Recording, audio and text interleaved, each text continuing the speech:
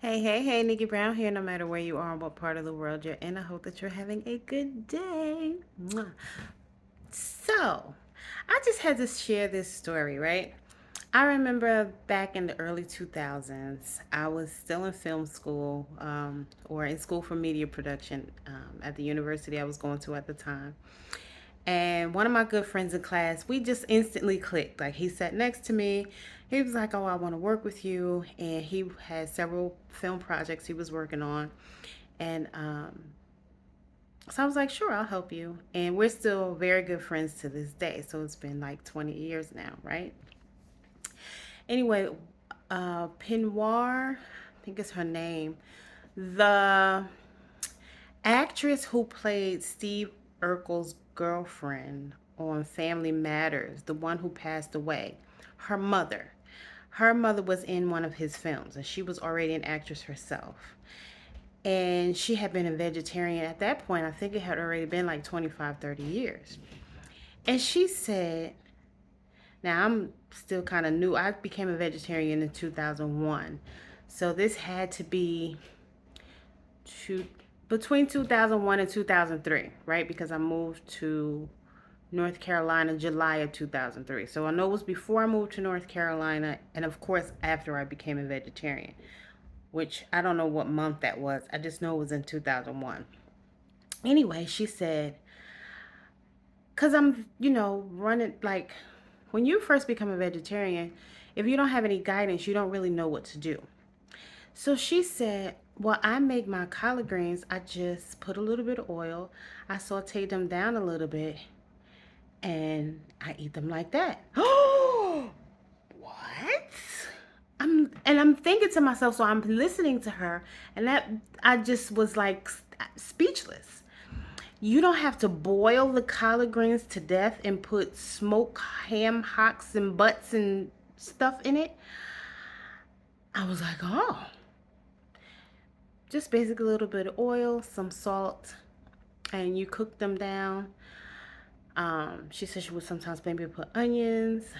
And so prior to that, I know my mom would like sometimes do some catering, and she went to an African event.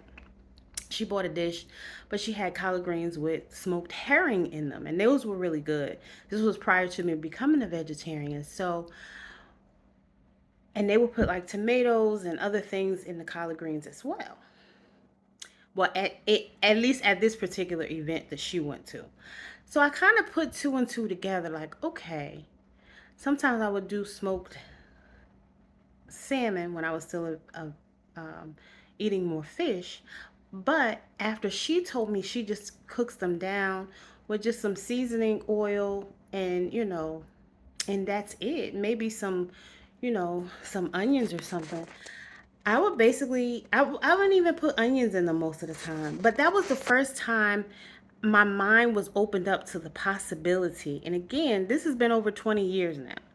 That was the first time my mind was ever opened up to the possibility that you can enjoy your vegetables without meat, right? And without cooking them for a really long time, because I realized that was one of the reasons I didn't like certain vegetables. They had been cooked to death. They were cooked way too long. And some people say they like them tender, but you're cooking out all of the nutrients. So I like my vegetables to still have a little bit of a crunch or a little bit of a bite to them, right? I don't want to cook them till they're soggy. That's one of the reasons I didn't like certain things, right? So, again, this is over 20 years ago. So, from that moment on, I just started experimenting. And some of the vegetables that I said I did not like and would never eat again, I found myself trying. Like, well, what if I prepare it and I make it the way I like it and the way that like to cook and put my own seasoning and cook them the way that I like them? And certain things I started to love, like squash. My mom will put sugar on squash. I don't want sugar on my squash. I don't want salt on my watermelon or my cantaloupe. No, I want to enjoy it in its natural state, the way that it comes. And some people say, oh, well, salt makes the watermelon um, taste sweeter. Well, you put salt on yours. Leave mine alone. I don't want salt on my fruit. No, thank you. Right? I want my fruit to have the natural sweetness that it comes with. And if it's not sweet, I'll just go to another store and try it again. Right? Same thing with like squash. I thought I didn't like squash. I love squash. But again, she would put sugar on it. I don't want sugar in my squash. And people always say, oh, it's just a little bit. It's just to take the tang out. Put some salt, pepper, some garlic, and some onions in there. That'll take the tang out. I don't want sugar in it. And they said, oh, it's just a little bit. You can't taste it. I can taste it. And I don't like it. I can taste it. I taste that tablespoon, teaspoon, couple spoonfuls of sugar that you put in it. Because I taste the artificial sweetness. My taste buds are like, no, let me make it my way. I like it savory. I want some cayenne pepper, salt, pepper, like I said, some onions, some fresh garlic. Maybe, maybe not. It might just be onion, salt, and pepper. But it's definitely not any sugar. And ain't little cayenne ain't gonna hurt you none, But like okra, I love okra. Now, when I used to have a problem with it being slimy, but I love it now. Trying to think of, um, I can't think of anything else right now that's not meat, like liver. My mother, I was a steak eater. When we went to a restaurant, I don't know how old I was. Don't give me no burger. Now there were times where I would want a burger, but it had to be a specific burger. Like we had a food truck near Montgomery Housing Projects in Jersey City, New Jersey. And the man made the best burgers. Baby, he would put that mayo on the bun, toast that bun, put that mayo on there, put a little ketchup, some fresh onions, or you could get sauteed onions, and sometimes I would get both. The tomatoes, the lettuce. He would cook that burger, season that burger, and that burger was so good. That was probably about the only burger in a Big Mac. Back in the day, when you went to McDonald's, that was a treat. It wasn't breakfast, lunch, and dinner that you were eating fast food. It was a treat on occasion. Like my grandfather would take me on dates to McDonald's.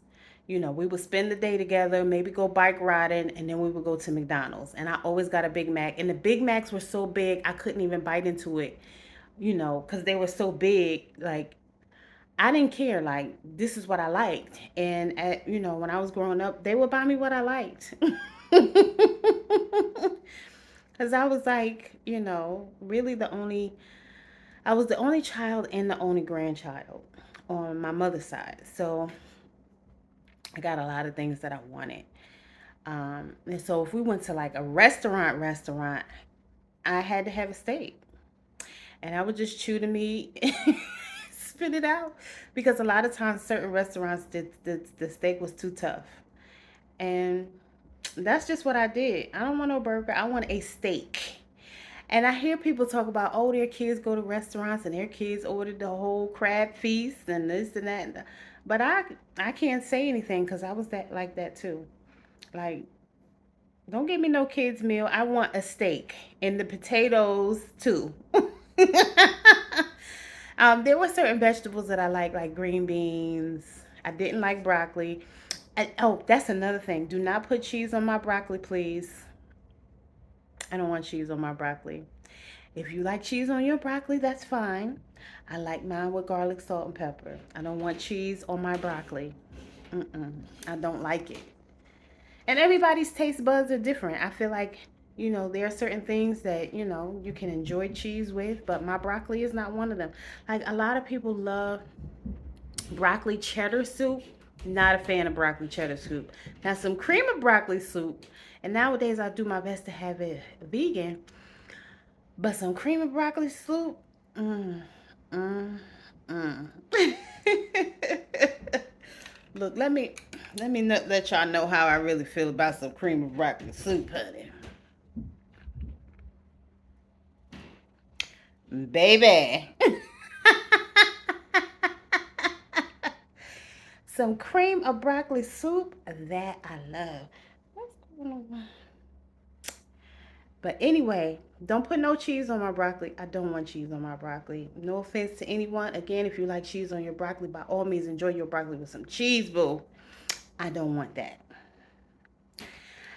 Grits. My mom never made grits with sugar in them. I don't like grits with sugar in them. I remember I had an ex and I would make him grits and honey, he would put jelly in it and I would get so mad. Like, why are you ruining my grits with jelly? Oh, I would be so offended. I would be so offended. But anyway, um, yeah. Everybody's taste buds are different, but like I said, back in the day, over 20 years ago, that's when I first started experimenting with cooking my own fruits and sorry, not fruits, but cooking my own vegetables in my own way, in the way that I like them. So and now when I prepare something, um, it's because I've been experimenting with, you know, with food for over 20 years now. And I really like it. Um, I've even like watched Food Network, and although a lot of the times they're cooking meat, it's still all about cooking is really about how you season your food. So you're gonna season it to taste. You're gonna season it to taste how you want it, right? If you are a vegan and you want a more seafood taste, use some Old Bay seasoning, right? Or some of the spices that they put in Old Bay seasoning, right? And like say if you fry you some mushrooms, use you some Old Bay, honey, make you a good batter, fry you some mushrooms. You can use fried chicken seasoning if you want more of a chicken, seasoned taste. There's so many different options. You can make your own, or you can buy something that you're already used to using. Of course, a lot of people are used to using Lowry's. I don't particularly use Lowry's because I know that it has MSG in it. But if you're more of a Lowry seasoning type of person and you're just starting out becoming vegan and you just want to gradually work your way into eating better and cleaner, then by all means use your Lowry's, right? There are lots of things that you can use to substitute for meat, right? Again, like mushrooms. There are oyster mushrooms that if you season those really well, whether you cut them up or leave them whole, and you bite into it and you put your condiments or whatever it is that you want on them, a dipping sauce, whatever it is that you like, you're still going to get that flavor and you're still going to enjoy your food and you will still be satiated. You're not going to be hungry. A lot of people say, oh, well, I can't just eat a salad because I'm still going to be hungry. But you'll be surprised. You eat a good salad and all the fiber that's in the salad, it makes you full. I had somebody say that recently. Oh, I made some veggie wraps, some spicy kale wraps, similar to what Cecili's Raw Reality makes in the West End of Atlanta. I found a copycat recipe online because I enjoy going to the restaurant to patronize her, and I was turned on to it maybe at least 2 or 3 years ago. And I decided to make them one day because I was at home and it's not far away, but it's a little bit of a stretch. And when well, the first time I had it, it was like right before COVID, if I'm not mistaken. So during COVID, the line would be out the door, and you would have to wait. Like even if you called to place an order or place the order online, sometimes the wait would be at least an hour or two. And sometimes didn't want to wait that long. So again, I found a copycat recipe on the internet and I enjoy making them. So I made them for some of my coworkers, and one of my coworkers was like, "Wow, I really feel full and I didn't even have any meat." Right? So you don't have to have meat to feel full. It's it's a mindset because we're used to eating meat with every meal. And even with me being a vegan for an entire year, from November of 2021 to November of 22, I really enjoyed that year and I really bumped it up with experimenting with different foods and different flavors and different things that I like. And, I would experiment on my own and um, I would watch, maybe some vegans, but not really.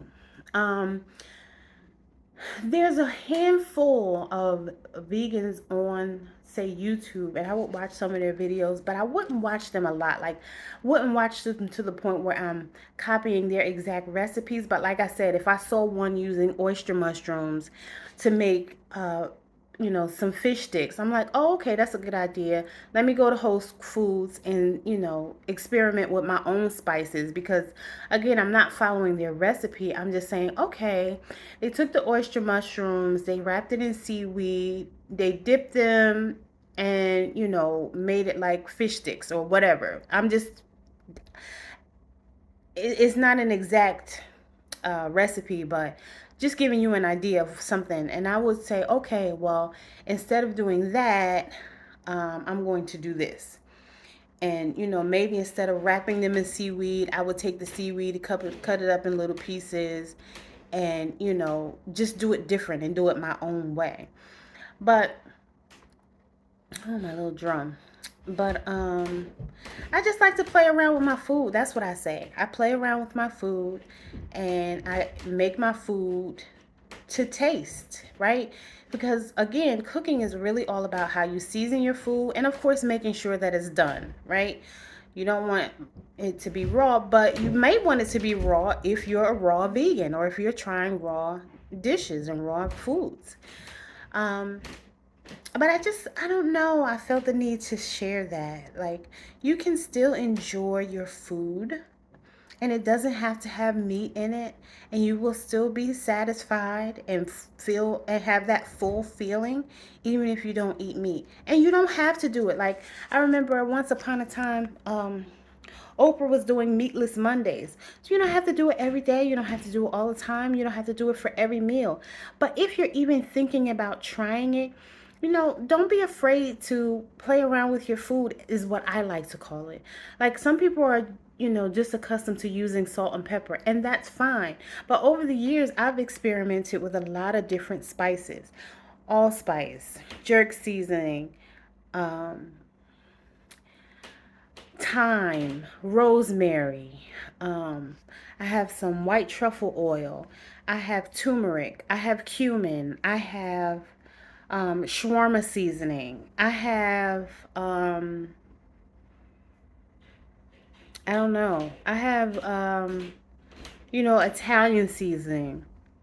Like, say, for example, if I make a pot of beans, I may put some Italian seasoning in it, right? Oregano, basil, cumin, turmeric, of course, salt and pepper, garlic, fresh garlic or garlic powder, um, dill seasoning, all the different things that you can find at a restaurant, those things that you like and you get from a restaurant.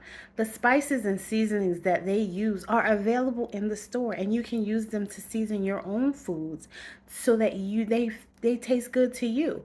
And as you kind of experiment with certain things, you'll know what you like. Like, say for example, if I buy a squash soup, right?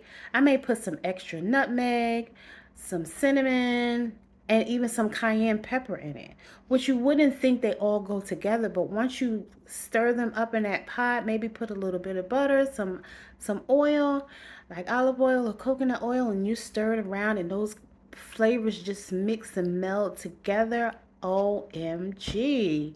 It just tastes so good, right? So I like to play around with my food, and I use the spices that I like, and I make my food taste good, and I enjoy eating. I love to eat.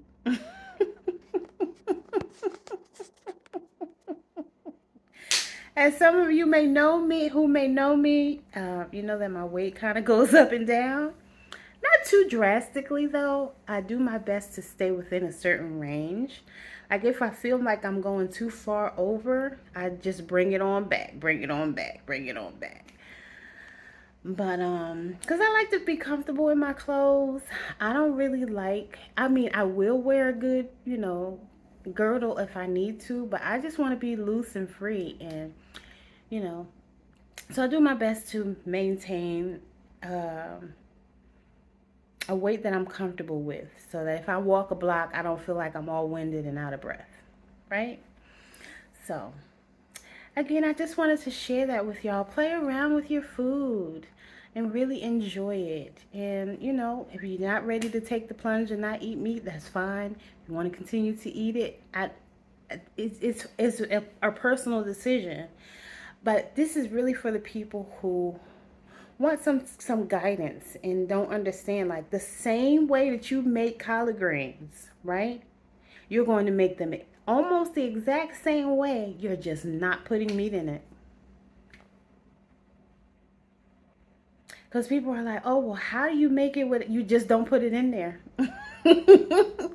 That's it. It's really not a complicated answer, but it does require a mindset change. You have to change your mindset and understand and know that you don't have to put those things in there to enjoy them. Like I said, I realized I didn't have to cook with the meat. I didn't have to cook them for a really long time. And yeah. And I can enjoy them any time of year I wanted to, not just, November and December. Anyway, I want to thank you for watching. Don't forget to like, comment, share, and subscribe. And as always, I love y'all. Later. Mwah.